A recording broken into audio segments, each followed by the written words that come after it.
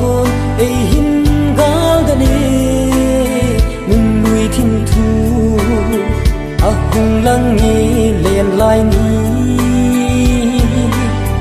vai của đinh lăng hin dồn kít đinh bằng cả ghel ghel gì hồi lại muốn nín chê rền rong lên cầm yêu thấy bối gôn đã xô mà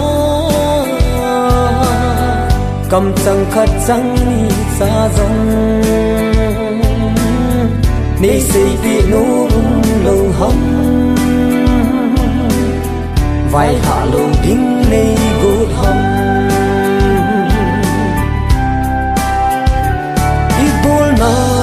vàng khô đai đâm dâu tay lên là nun đuôi nun rong nay mil dâu cu nát tina nay muôn nát gian bằng những rong nan lung ghel rong lắm đang im tê hồi lại muốn những chia rèn rong lên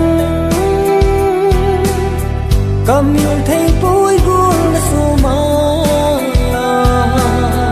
cầm chẳng khát chẳng đi xa dòng nê xây bị nô lâu hâm vai hạ lâu đinh nê gột hâm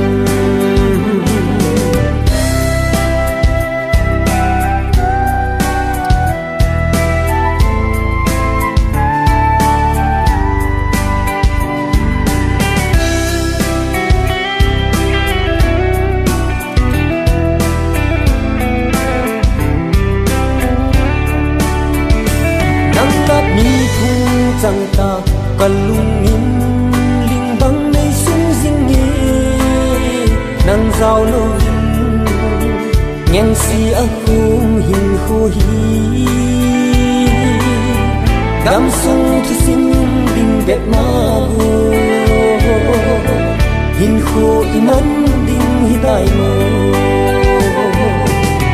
hồi lại muốn nín chia rèn rong lên